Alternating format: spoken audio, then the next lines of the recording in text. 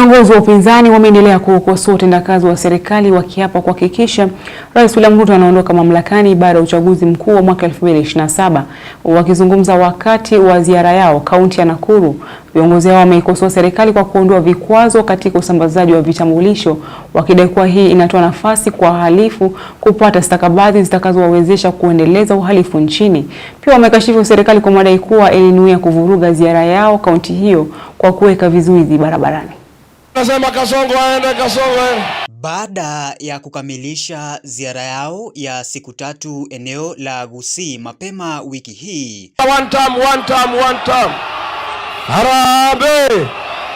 Viongozi wa upinzani wakiongozwa na kinara wa DCP Rigathi Gachagua, mwenzake wa Wiper Kalonzo Musyoka, pamoja na naibu kinara wa Jubilee Daktari Fred Matiang'i walifululiza hadi kaunti ya Nakuru wakizuru maeneo ya Mai Mahiu, Naivasha, Gilgil na Nakuru mjini. Hapa Mai Mahiu, vijana wetu wa kuchota mchanga wameumizwa na serikali ya kaunti.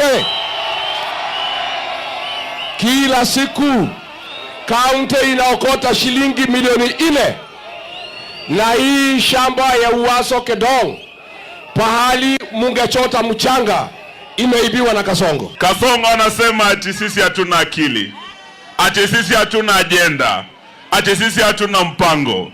Leo tukiwa Mai Mahiu tunataka tumwambie sisi tuna ajenda moja peke yake.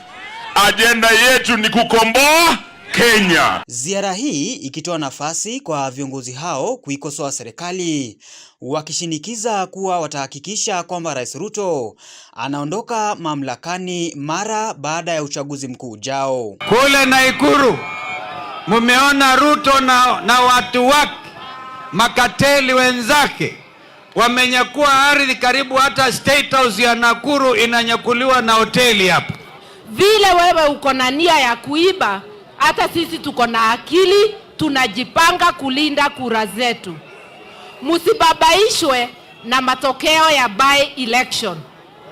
By election ni kitu kidogo, wanaungana wanaenda kufuruga, lakini general election itakuwa Kenya mzima hawataweza.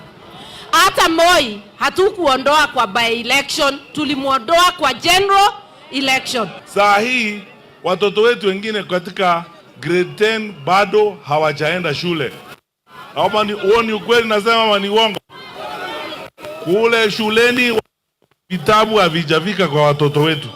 Mambo ya uzembe na mambo ya kucheza na kazi na kucheza na wananchi namna hii ndio sisi hatutaki. Wameilalamikia serikali kwa madai kuwa ilinuia kutatiza ziara yao kaunti ya Nakuru kwa kuweka vizuizi barabarani kuwazuia kufika maeneo hayo. Ni kweli tumepata shida kidogo, lakini njia ni nyingi za kufika Mai Mahiu.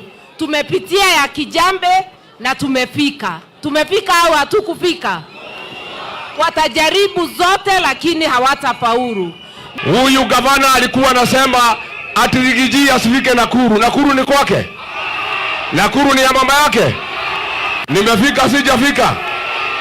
Wewe gavana unasema tusifike Nakuru ukiwa nani? James Mwangi, Undugu TV.